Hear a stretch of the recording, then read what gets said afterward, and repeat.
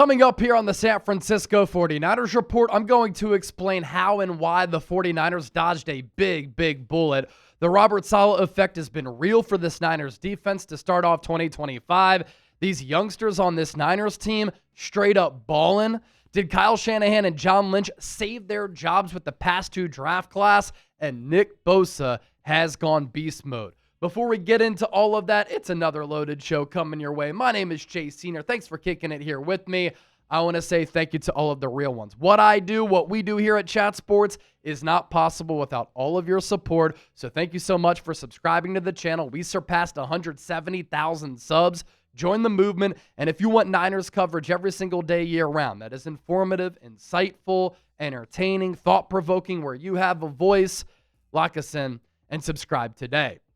As we know, week one on the road against the Seattle Seahawks, during that win over Seattle, Brock Purdy suffered that turf toe injury, and it was a damn shame, and we didn't know anything about it until the following Monday after Brock Purdy had mounted an epic comeback drive against the Seahawks in a really difficult environment in which he went 6 of 6 and threw the game-winning touchdown, and prior to that, a beautiful 45-yard dime in stride to Ricky Pearsall. That little subtle pump fake, faked the defense out a little bit, opened up a throwing window for Purdy to hit Pearsall, who's also been balling out.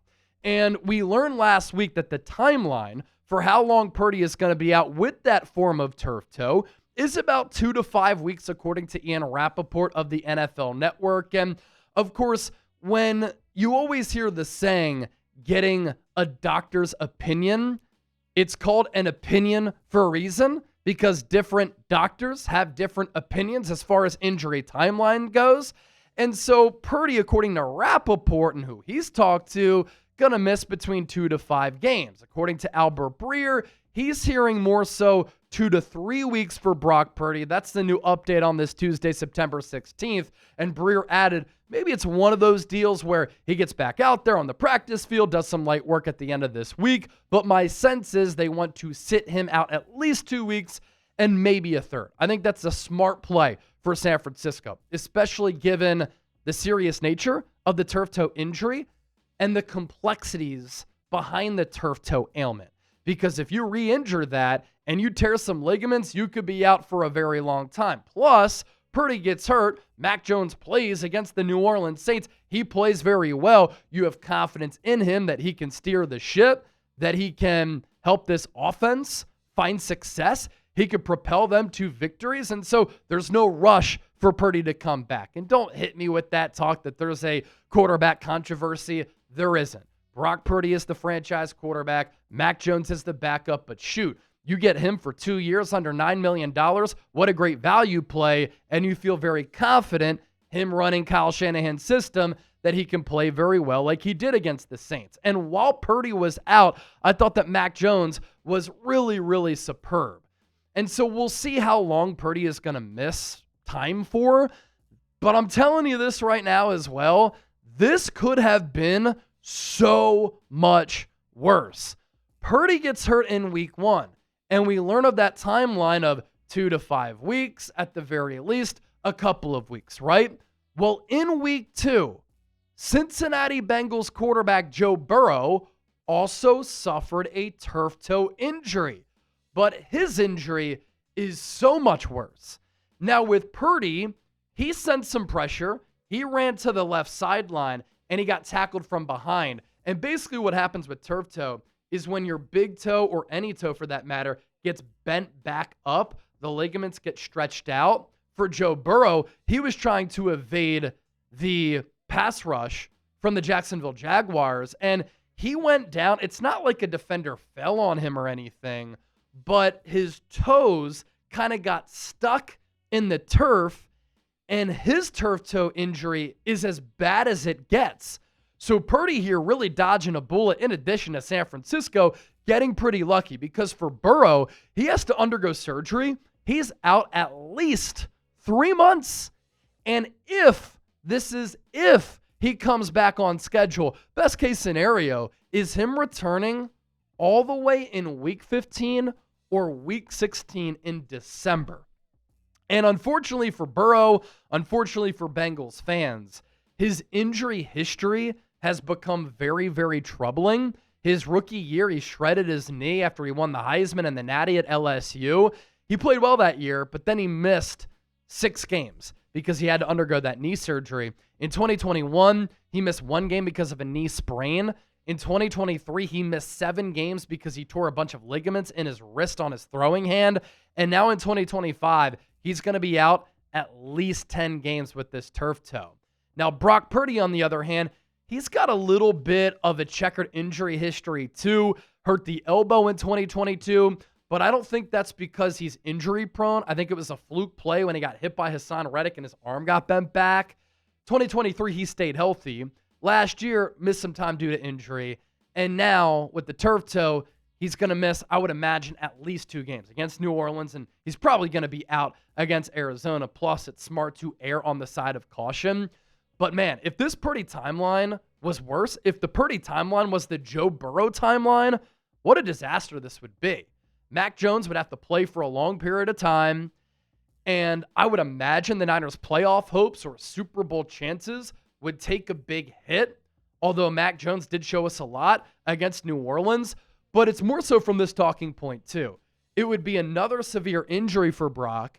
You just paid him $55 million per year. He's the highest paid player in the history of this organization, and if you miss that much time, you're like, man, we're not getting good returns on our investment here. That's called ROI, and that would be a disaster. So the good news is for Purdy, it is not that Joe Burrow type of turf toe, and that's why San Francisco dodged a bullet. Let's get to topic number 2 here.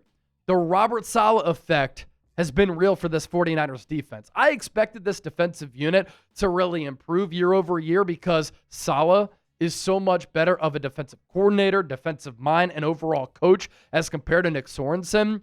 But think about all the players who the Niners lost on defense from last year and players who started a lot of games. Malik Collins, Leonard Floyd, Javon Hargrave before he got hurt, Charvarius Ward, Dre Greenlaw obviously didn't play a lot last year, but he's one of the top backers in the game, Talanoa Hufanga. And the Niners replaced all those vets with new faces and young players. And so we expected to see more growing pains early in the year. Maybe some lapses, some missed assignments. Maybe statistically, San Francisco would struggle a little bit. But all things considered, especially as they've gone on the road the first 2 weeks of the year, having to play a bunch of rookies and new players who have no familiarity with this organization or scheme, the Niners have been awesome defensively to start the 2025 campaign. So far through 2 games, going into week 3 against Arizona, preview for that game up on the channel, by the way, the Niners giving up 17 points per game. That's 7th in the NFL. They're giving up 268.5 yards per game. That is 6th. 4.6 yards per play, also number 6. They're allowing third down conversion rates 33% of the time. Great number. That's number 7. And last year, awful on third down and in the red zone. This year in the red zone, not great. Obviously, a short sample size for all of these numbers, especially in the red area. But they're giving up a touchdown 66.6% of the time when teams get inside the 20. Need to improve there. But if this can sustain and continue, great news for this Niners team this year and in the future, because they could really be building one of the league's top defenses for the 2025 season, but also beyond that with this young core and group of players who mostly San Francisco drafted over the last 2 years. And I'm just so surprised at how quickly the Niners are playing so well this early. And you look at how these rookies on defense fared against the Saints. Michael Williams, just a dominant game. Go back and watch it if you don't believe me. I mean, he was so disruptive. And even on plays where his name isn't by a statistical category, he was still pushing the pocket, collapsing the pocket, being disruptive. 5 tackles, 4 solo, 2 TFLs. And what his job is to do early is to be good against the run and set the edge. You saw that on Sunday. Up and stout. He's been picked on a little bit from time to time. He's gotten called for a couple of pass interference penalties. I think both of them have been a little bit questionable, but he had that corner blitz for the sack, 4 solo tackles, 5 tackles, making some plays downfield. The one where he got flagged against Chris Olave, I thought that was just a great defensive play, and it should have been registered as a pass breakup, but he got called for the penalty, probably because he's a rookie. Against Cooper Kupp in week 1, yeah, he grabbed him, but I didn't think it was a catchable ball. Marquise Siegel has started the first 2 games of the year as a rookie, and he's been flying around, playing with a lot of fire and physicality. 6 tackles, 2 solo against the Saints as well. And then Alfred Collins, after he didn't really play a lot in week 1, played more in week 2, and you saw some decent moments where at 6'6", 330, occupied a lot of real estate, had 2 tackles, and 1 quarterback hit. That's on the defensive side of the ball. On the offensive side of the ball, Connor Colby, who was kind of a training camp darling for how he progressed at a position that we're all desperate to see the Niners get better at, offensive line, I should say position group. He played very well in the preseason and in training camp. And I said going into week 1, just start him over Ben Barch. Ben Barch is a holdover plan.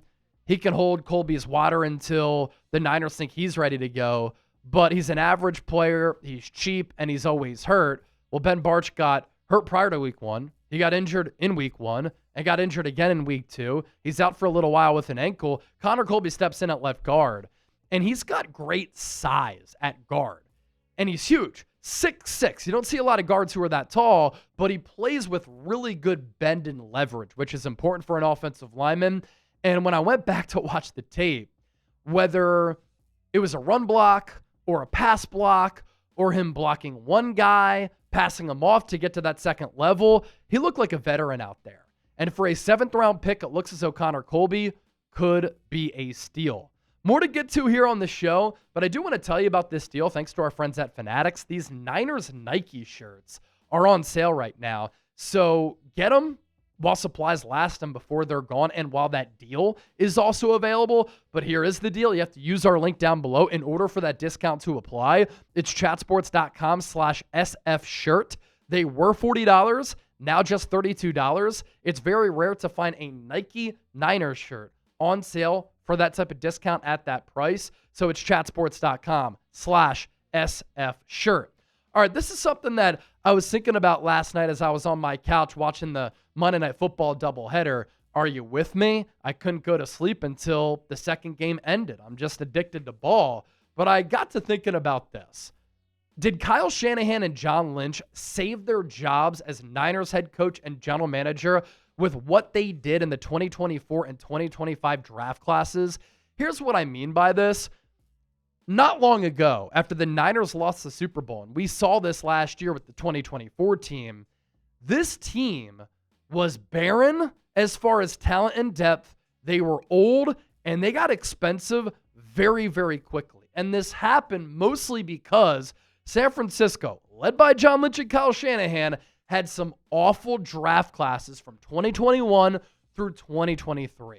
So they badly needed to hit in 2024 and in 2025, and it looks as though they've done that. And because of that, this is a team that I'm really high on as far as the future, because I like a lot of these young players as starters and as depth pieces. Ricky Pearsall looks like a player, starting wideout, number 1 wideout right now for this team. Renardo Green, starting outside corner. Dominic Pooney, starting right guard. Malik Mustafa, once he comes back, he's a bowling ball. He'll start at safety. Isaac Arendo, injuries disappointing, has a lot of ability. Jacob Cowan going to come back soon. Jarrett Kingston no longer with this team. Tatum Bethune had a big hit on special teams in week 2. 2025 class, Michael Williams, starter. Alfred Collins seeing his role increase. Nick Martin, so much ability. We've seen the D winners leap. I think that's going to happen soon with Nick Martin. Upton Stout, starting in the slot. CJ West, I like the potential. Jordan Watkins, really good before the ankle injury. Jordan James showed some flashes before he got hurt. Marquise Siegel, starting for you. Curtis Rourke, future number 3 quarterback. Connor Colby, starting left guard. Junior Bergen, returner on the practice squad. This roster really looks to be in a good spot, and that was not the case not too long ago, right? John Lynch and Kyle Shanahan may have saved their jobs with the draft classes that they put together in 2024 and 2025. And funny enough, it was after Adam Peters. Did he have something to do with those bad drafts? Maybe. We'll see what happens with Washington. Nick Bosa has been balling out to start the year. And it's been crazy to me to see so many Niner fans discredit what he's done, call him overrated, label him as an overpaid player just because his sack numbers haven't been as high in 2024 and in 2023 like they were in 2022 when he won Defensive Player of the Year. But even without the sack numbers being gaudy the last 2 years, he's still been one of the highest graded defensive players and edge rushers in the game, and his impact has been felt anytime he's on the field. And in 2025, he has been awesome. 15 total tackles, 2 sacks, 1 forced fumble, 1 fumble recovery, 9 pressures generated, 4 TFLs, 3 quarterback hits, and he's been a closer. Week 1, closed the game out by himself against Seattle after it looked like the Niners could lose that game. Week 2, second to last drive of the game, collapsed the pocket, sacked Spencer Rattler, helped to close that game. He's lining up at left defensive end, right defensive end. He's lining up at defensive tackle. I love the way that Robert Saleh is utilizing him, and you're seeing that he is worth every penny of that $34 million per year contract. Don't forget to hit that bell icon, turn on your notifications, subscribe to the channel. Therefore, anytime we push out a show like this, you'll be notified, and we'll catch you soon.